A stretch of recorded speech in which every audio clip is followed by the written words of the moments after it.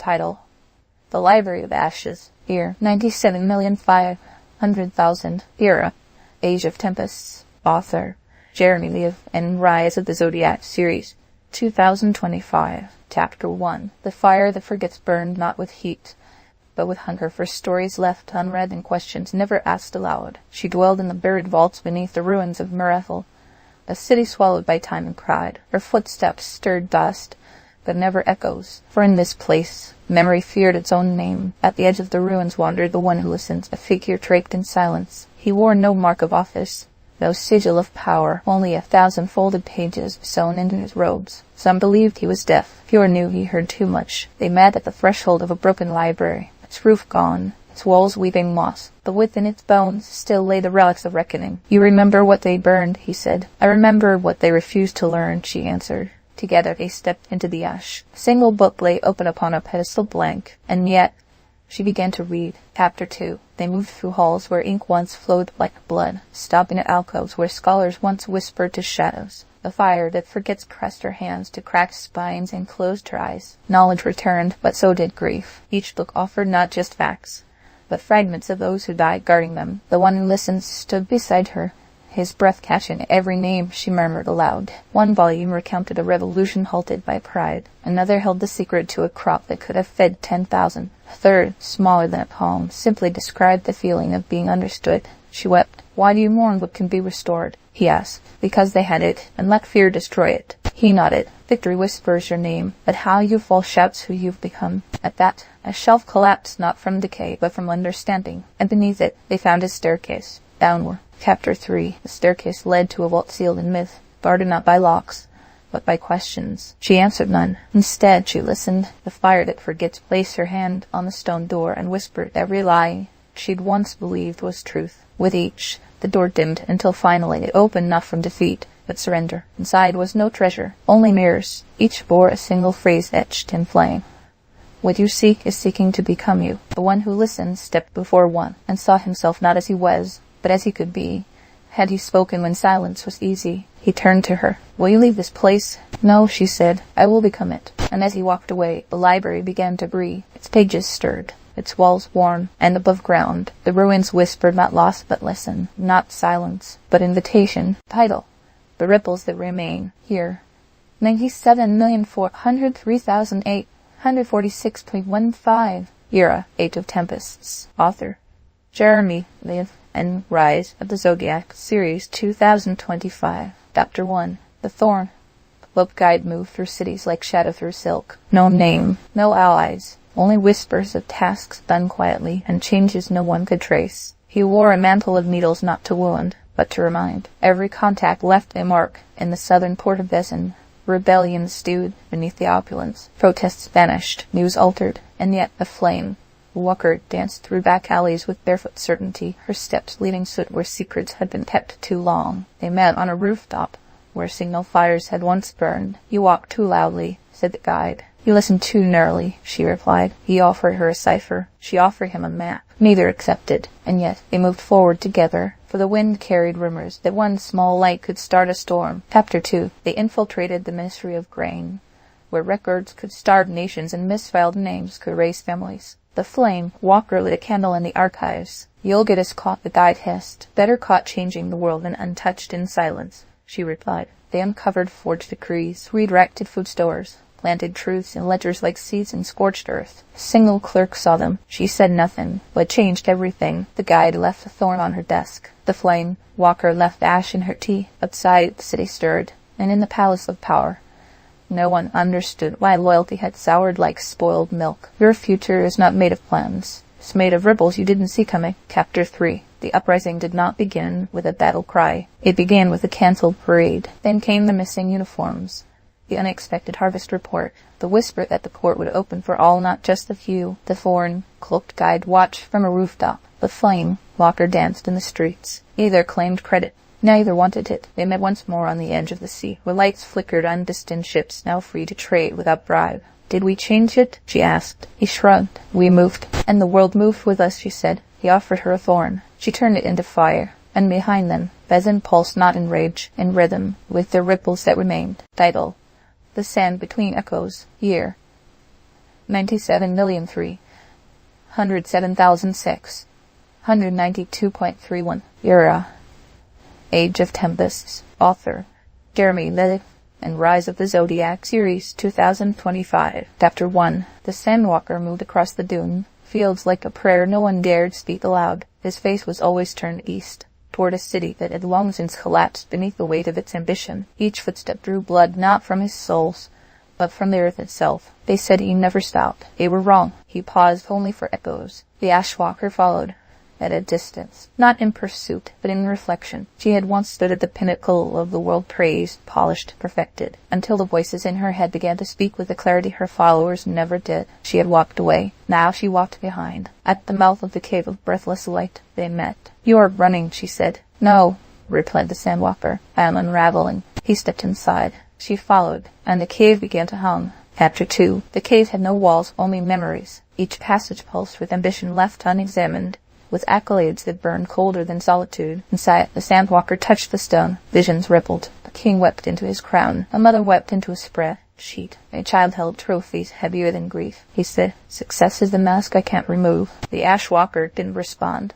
Her own path wound through whispers that called her fraud, savior, weapon, wreck. They reached the heart of the cave. In the center lay a mirror made of salt. He looked and saw no face, just a voice. Journeys echo between the stars and the soil, but the echoes that shape you come from within. He screamed, and the cave screamed back. Salt shattered, and silence fell. Chapter 3. They emerged at dawn, neither victorious. Both changed. The Ashwalker held a shard of the salt mirror. The Sandwalker held her hand. Round them, dunes shifted. A new path opened not toward a city, but toward a grove of cacti, blooming red. "Will it ever leave?" he asked. "No," she said. "Then now it walks beside you, not behind." He nodded. They moved forward. Each step carved not escape, but integration. And somewhere behind them, the cave collapsed, not from defeat, from completion, because healing is not silence. It's learning which echoes belong, and which must be laid to rest. Title: The Promise in Ash. Year: 97,211,538.46. Era: Age of Tempests. Author Jeremy Levan and Rise of the Zodiac Series 2025. Chapter 1. The flame-bearer wandered through a city built on forgotten vows, his torch a small rebellion against the cold eloquence of its marble towers. Its light did not conquer the dark, it reminded it that warmth had once lived here. The scribe of vanishing things watched him from a high window, her quill poised over parchment that erased itself every dawn. She recorded only what others refused to remember. Names unspoken, promises unfulfilled, glances that lingered too long. They met beneath a broken archway where lovers once carved initials that now crumbled with each passing winter. "You write what fades," he said. "You carry what burns," she replied. He offered her a flicker from his flame. She caught it in her ink, and for the first time her words stayed. Chapter 2. Together, they wandered old corridors and ghost-filled squares, where he lit forgotten shrines. She wrote their stories back into the stone. Slowly, the city began to remember itself. But remembrance stirs pain. They found a letter buried in the base of a fountain, her handwriting, his name. For before, neither spoke. The scribe disappeared that night, and the flame-bearer searched by ashlight. He found her where the river swallowed silence. She held her quill like a weapon. "You left," she said. "I burn," he replied. She turned away. Why come back? To risk being seen. And in that silence, her parchment began to glow. All betrayal is born from a moment where trust once bloomed, but so is healing. Chapter 3. They did not rebuild the city. They rewrote it, in fire and ink, together. The shrines no longer needed his flame. The walls no longer needed her script. The people remembered how to hold each other without fear of forgetting. At the archway, they stood once more. This time neither asked nor offered. They simply stood. He placed the torch on the ground. She laid down her quill, and in their stead grew a bloom part fire, part ink. It pulsed with memory, not perfection, because trust, like stories, thrives only when tended by two. And in that city, no name vanished again, not because it was forbidden, but because it was shared. Title: The Light That Waited. Year: 97,115,384.62. Era: Age of Tempests. Author Jeremy Levan and Rise of the Zodiac Series 2025. Chapter 1. The eyes at the edge never blinked, perched on the cliffs that bordered the forgotten wilds. They waited for storms, for trespassers, for truth too bold to live within walls. Some believed they belonged to a sentinel. Others whispered of a beast made of warning. No one knew they were a woman. No one asked. The caller of quiet things ventured to the cliffs with a satchel of stories and a heart that pulsed with unshed fear. He wasn't a warrior. He wasn't brave. But something in the silence had started calling him by name. At dusk, he saw her. The eyes at the edge stepped into moonlight, face veiled in shadow. "Why have you come?" she asked. "To find what frightens me," he replied. She nodded, and the wind paused. "Then I will show you your echo." Chapter 2. They descended into the hollow maze, where every path twisted inward and the walls whispered your worst memories back to you. The caller walked slowly. The maze showed him his failures, the friend he abandoned, the chance he never took, the truth he let wither. He fell once. She didn't help him up. "You are not broken," she said. "You are unopened." He clenched his teeth. "I'm tired of being afraid." "Then listen to it," she said. So he did. The fear said, "You are not small. You are untried." He stood, and the next turn lit with moss that glowed like starlight. "Darkness is not absence," he said. "It is the womb of light not yet born." And the maze smiled. Or something did. Chapter 3. They emerged from the maze not into daylight, but into dawn. The caller carried nothing but breath and bravery. The eyes at the edge stood by him, gaze no longer guarded. "Was I enough?" he asked. "You were never supposed to be just enough," she said. "You were meant to become." He nodded, then turned toward the village that once forgot his name, toward the children who feared their own shadows, toward the world that whispered, "Hide." And with each step, he answered, "Shine." The cliffs behind them still watched, but now they blinked, because the light had been born, not above, within. "I go." The humming beneath the stone. Year 97,019,230.77. Era, Age of Tempests. Author, Jeremy Levan, and Rise of the Zodiac Series 2025. Chapter 1. The bone mender had no home, only a satchel filled with fragments, and a knack for repairing what others discarded. He roamed the village of Marne with soft hands and softer steps, healing chickens, children, and the occasional lie. No one paid him, but they all watched. In the graveyard of forgotten trades, he found a statue with no face and words chiseled away. Beside it sat a figure cloaked in gray, the truth with no tongue. She never moved, never blinked, but her presence made air heavier. "Why do you sit here?" he asked. She touched the stone. "It hums. You can hide from truth," she seemed to say, "but it will still be there, humming." At night, the mender placed a single white stone on her lap, and the humming grew louder. Chapter 2. The next morning, the village awoke to an oddity. The broken fountain now dripped. No one saw who fixed it. The day after, a shutter long-nailed closed opened to let in light. Then the market bell, silenced for years, rang once. Each time, a child said, "The bone mender did it." But he hadn't, not directly. He was busy patching the seams of a cracked violin, and tending to a stray dog with glass in its paw. The truth, with no tongue, began to walk. Wherever she paused, something mended. Not by miracle, by motion. The mender understood. Each small act gave courage to another, and the village began to hum. Chapter 3. On the 7th day, the villagers gathered. They found the bone mender and the silent woman standing beside the statue. Someone had restored its face. Another had rewritten its name. Hope once forgotten. The mender stepped forward. "I only fixed what was mine to touch," he said. "The rest, that was you." The truth with no tongue placed her hand to the stone. The humming stopped, not because it ended, because it had been heard. "You can hide from truth," the mender said, "but when you finally listen, it sings." And the village no longer whispered his name. They whispered each other's, with kindness, with action, with songs born from silence. And the statue stood not as memory, but as echo. Title, The Bones of Understanding. Year, 96,923,076.92. Era, Age of Tempests. Author, Jeremy Levan, and Rise of the Zodiac Series 2025. Chapter 1. The bone scribe carved history into marrow, not in books, not in scrolls, into bone. Her workshop was a mausoleum of memory, each rib or femur etched with truths too brittle for paper. One day, this silent witness appeared. No one knew from where. He simply sat outside her door with eyes like dusk and breath like stillness. He spoke no words, but she felt him watching. A war had ended. Another brood. The world spun with blame. "Why do you sit?" she finally asked.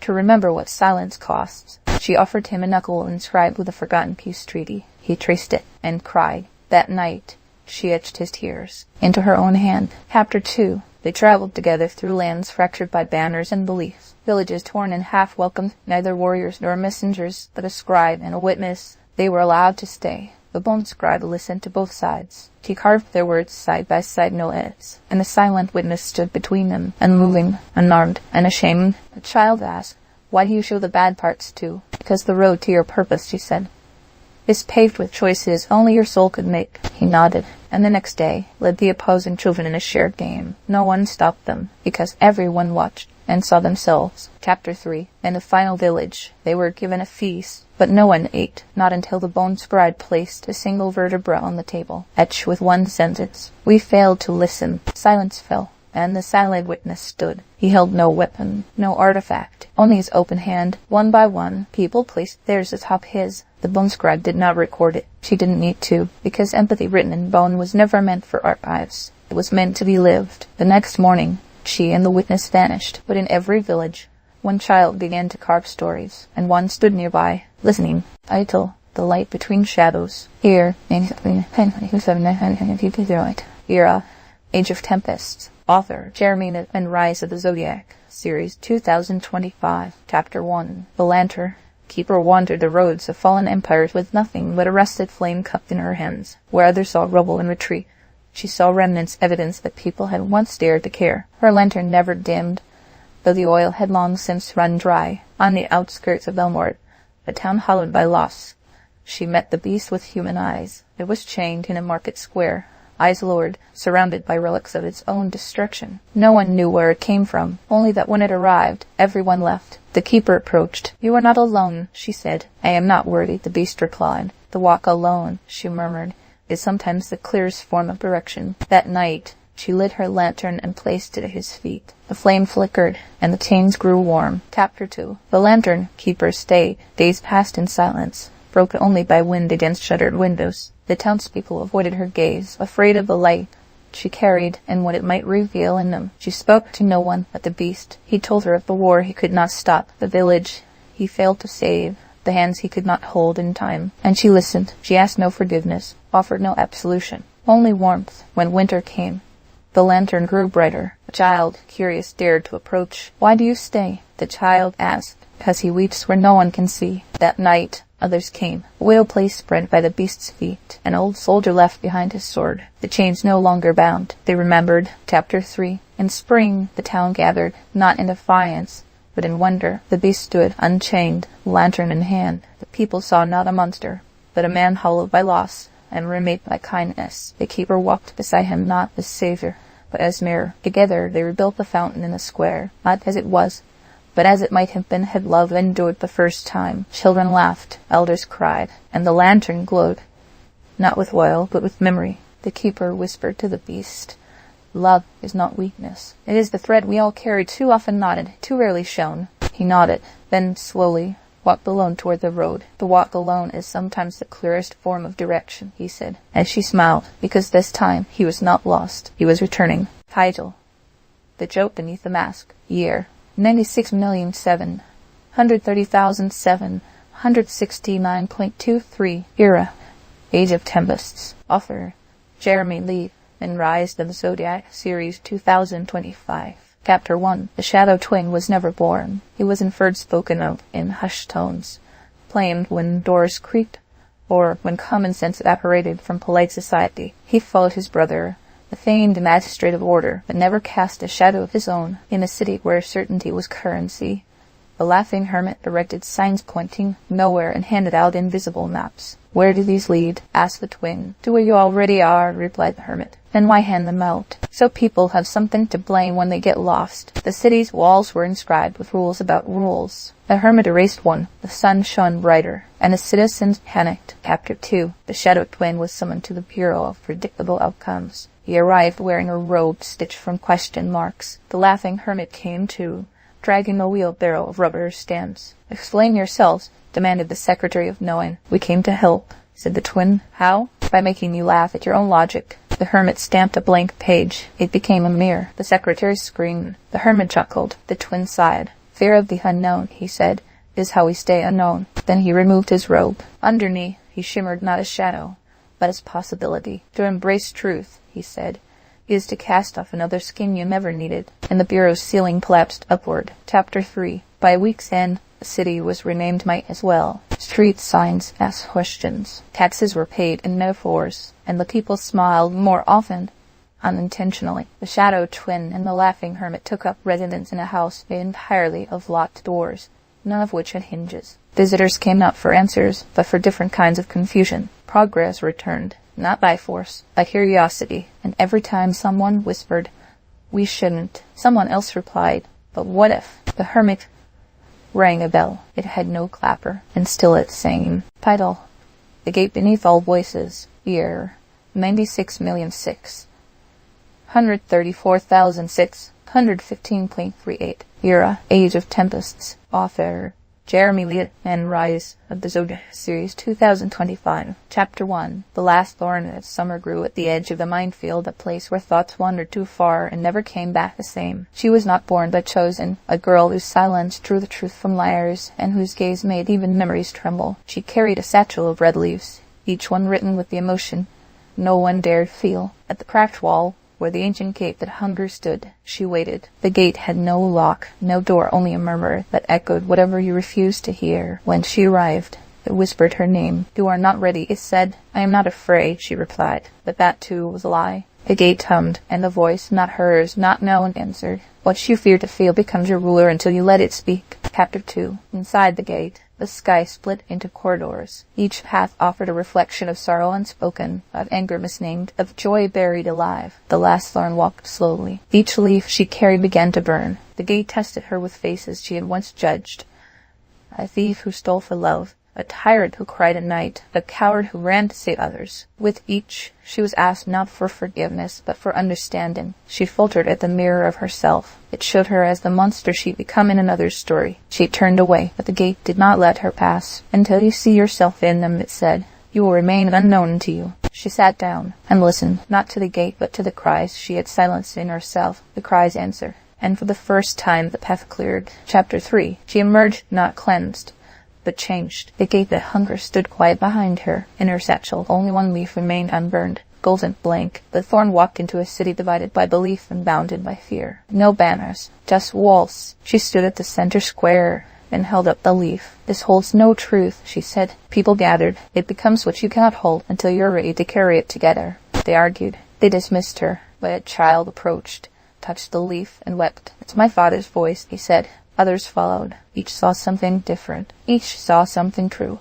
And the gate far behind them whispered not in hunger, but in thanks. Because someone had listened, not to win, but to understand. Title: The Orbit of Choice. Year: 96,538,461.54. Era: Age of Tempests. Author: Jeremy Levan, and Rise of the Zodiac Series 2025. Chapter 1. The shepherd of regret navigated the dust streams of Lurivai in a ship stitched from silver netting and apology. He kept no crew, only recordings, each one a promise broken by someone else. Or maybe by him. He harvested starlight not for energy, but for memory. One day, his ship caught a ripple in an anomaly shaped like guilt. He followed it into a tear in time. Inside waited the chronomender. She looked like a blueprint come to life, eyes ticking with quantum equations. "You chase ghosts," she said. "I record accountability," he replied. She opened a panel in the air. It showed his past, not just his choices, but their ripples. "In light," she whispered, "even your shadows rise to their full height."